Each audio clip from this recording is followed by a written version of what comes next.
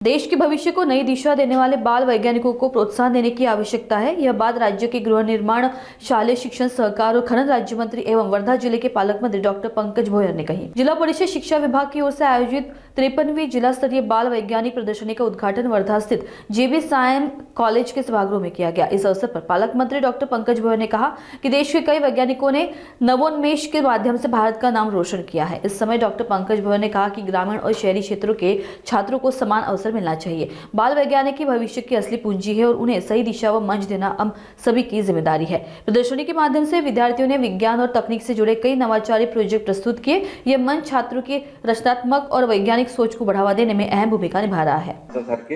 राजकारणामध्ये प्रदर्शन दाखवत असतात, परंतु ज्या कोणत्या क्षेत्रामध्ये आपण जातो ते क्षेत्र आपण उत्तम पद्धतीने कसं करू शकतो आणि त्याचा जास्तीत जास्त लाभ आपण ज्या क्षेत्रामध्ये आहे त्या क्षेत्रातल्या निगडित लोकांकरिता त्याचा लाभ जास्तीत जास्त कसा देऊ शकू हा प्रत्येकाचा प्रयत्न त्या ठिकाणी असला पाहिजे।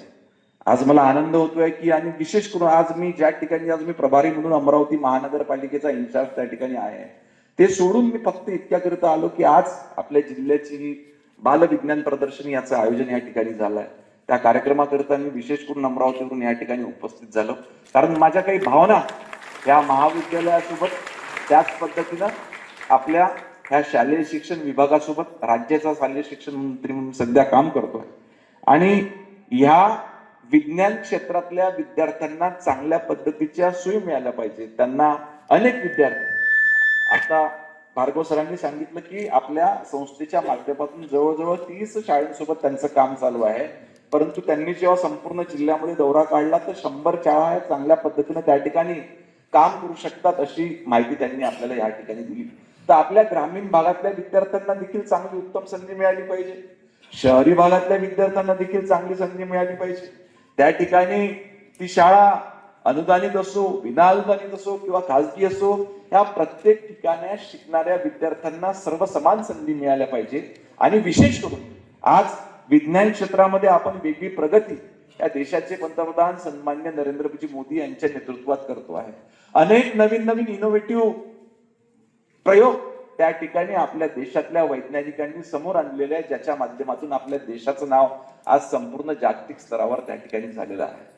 परंतु ही सर्व स्पर्धा होत असताना, हा सर्व सहभाग वाढत असताना आपल्या जिल्ह्यातल्या आपल्या ग्रामीण भागातला विद्यार्थी देखील कुठे कमी राहणार नाही याच्याकरिता आपण ही जी सायन्स स्पर्धा आपल्या राज्यामध्ये मागच्या अनेक वर्षापासून चालते, माझ्या माहितीप्रमाणे जवळजवळ 1960 पासून ही बालवैज्ञानिक स्पर्धा आपल्या राज्यामध्ये सुरू झाली।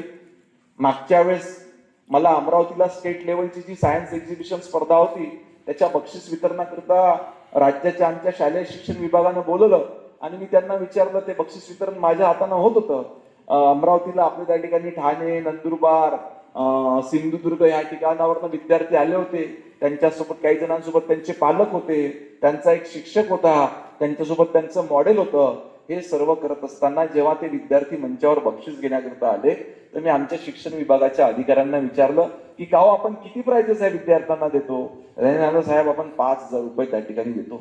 मी म्हटलं 5,000 रुपयामध्ये जो विद्यार्थी बिचारा नंदुरबार वरून अमरावती सारख्या ठिकाणी आपल्या आई वडिलांसोबत त्या ठिकाणी आपल्या शिक्षकासोबत त्याला मॉडेल तयार करण्याकरता येणारा खर्च, त्याची वर्षभराची मेहनत, त्यांनी त्याच्याकरता अप्लाय केलेला आपला माइंड, ये फक्त 5,000 रुपए देऊन भार्गव जी मैंने वहां पे ऑब्जेक्शन लिया और दूसरे ही वीक में मैंने डिपार्टमेंट को नोट पुटअप करने को लगा। मैंने बोला ये 5,000 नहीं, कम से कम 1 लाख रुपए का प्राइज ये हर बच्चे को मिलना चाहिए। जो 60 से 70 बच्चे उसमें पार्टिसिपेट करने, स्टेट लेवल की जो कॉम्पिटिशन होती है, जी स्पर्धा होती है त्याच्यामध्ये 60 से 70 विद्यार्थी त्या ठिकाणी सहभागी होतात। मैंने डिपार्टमेंट को बताया भी की जर का विभागाजवळ पैशाची सोय नसेल तर मी खासगी स्पॉन्सर याच्याकरता पाहणार, परंतु ये बख्शिश त्या ठिकाणी वाढलं पाहिजे। डिपार्टमेंट ने फिर अभी आपको तो पता ही है सरकार ने कि लोग कैसे, अब सोमन सर बैठे वो बुरा नहीं मानेंगे पर उनको पता, उनको भी परिस्थिति पता है। फिर डिपार्टमेंट ने फाइल पुटअप किया और मेरे तरफ आया कि भैया अपन 5 पैसे अपन 21,000 करते हैं। मैंने साइन नहीं किया। मला असं कसं का बरं? तर म्हणे नाही सर 5,000वरून 1 लाख एकदम खूप जास्त होऊन जातील आणि ते कसं काय काय। मैंने बोला भाई अपन हजारों करोड़ के रोड बनाते हैं, ये बनाते वो बनाते, पण आपलं भविष्यातली जी गुंतवणूक आहे या ठिकाणी बसलेले बालवैज्ञानिक आहे, जे वेगवेगळे इनोव्हेटिव्ह प्रोग्राम करून आज आपल्या देशाला एक वेगळं स्थान मिळवून देण्याचं काम ते त्या ठिकाणी करत असतात. मी पुन्हा फाईल त्या ठिकाणी वापस पाठवली. शेवटी 1 लाख तर नाही, परंतु 51,000 वर त्या ठिकाणी विभाग मान्य झाला. आता येणाऱ्या वर्षापासून जवळजवळ 51,000 रुपये त्या ठिकाणी प्रत्येक विद्यार्थ्याला पार्टिसिपेट करण्याला बक्षीस त्या ठिकाणी. त्याचबरोबर फक्त प्राइज देऊन चालणार नाही, तर याच्यामध्ये सहभागी होणाऱ्या विद्यार्थ्यांना ज्यांना विज्ञानामध्ये आपल्या प्रयोगांमध्ये त्या ठिकाणी वेगवेगळी जे आपण सायन्स मॉडेल्स तयार करतो त्यांना अधिक ऊर्जा मिळाली पाहिजे, अजून प्रोत्साहन मिळालं पाहिजे, त्यांनी अजून जिज्ञासेने ते काम केलं पाहिजे. याच्याकरता त्यांना प्रॉपर मार्गदर्शन मिळण्याकरता जे आपल्या राज्यामध्ये, देशामध्ये किंवा आंतरराष्ट्रीय स्तरावर वेगवेगळ्या पद्धतीचे चांगले सायन्स सेंटर आहेत. उदाहरणार्थ आपल्या आपण खुशनच आहे, आपण नशीबवान आहे वर्धेवाले की आपल्या वर्धेमध्ये देखील बजाज सायन्स सेंटर त्या ठिकाणी आहे. त्याच पद्धतीनं नागपूरला डॉक्टर सी.व्ही. रमन सायन्स सेंटर त्या ठिकाणी केंद्र सरकारचं आहे.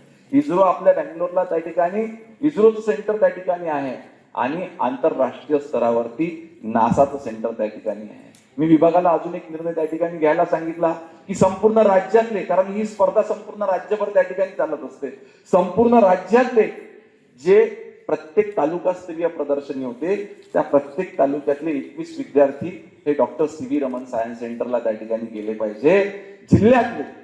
जिल्ह्यातले सगळे जे विद्यार्थी आहेत ते त्या ठिकाणी इस्रो बँगलोरला गेले पाहिजे आणि जे विद्यार्थी याच्यामधला देखील स्टेट लेवल करता कोणी ना कोणी सिलेक्ट होईल. तर याच्यात मधला जाईल ना स्टेटमध्ये, तर याच्यातला स्टेटमध्ये जो जाईल त्या विद्यार्थ्याला नासा अमेरिकेला जाण्याची संधी उपलब्ध करण्याचे निर्देश आपण त्या ठिकाणी विभागाला दिलेले आहेत.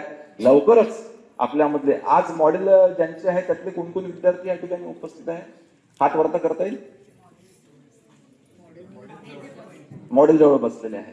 तर जितकेही विद्यार्थी याच्यामध्ये सहभागी झाले असतील त्यांना या ठिकाणी इस्रो बँगलोरला जाण्याची संधी मिळणार आहे. याच्याकरता मी आपल्या सर्वांना मनपूर्वक शुभेच्छा देतो. आज अनेक क्षेत्रामध्ये आपला देश त्या ठिकाणी प्रगती करतोय. त्याच्यामध्ये महत्वाचं क्षेत्र आहे वैज्ञानिक विज्ञान क्षेत्र आहे, कारण विज्ञानाच्या माध्यमातूनच आपण त्या ठिकाणी जगामध्ये आपला एक वेगळा ठसा निर्माण करू शकतो. आज या आयोजनाकरिता सहकार्य केल्याबद्दल शिक्षा मंडळाचं देखील मी मनपूर्वक या ठिकाणी आभार व्यक्त करतो. आणि पुन्हा एकदा या संस्थेने, ज्याचा मी माजी विद्यार्थी आहे, त्यांनी या ठिकाणी मला निमंत्रित केलं.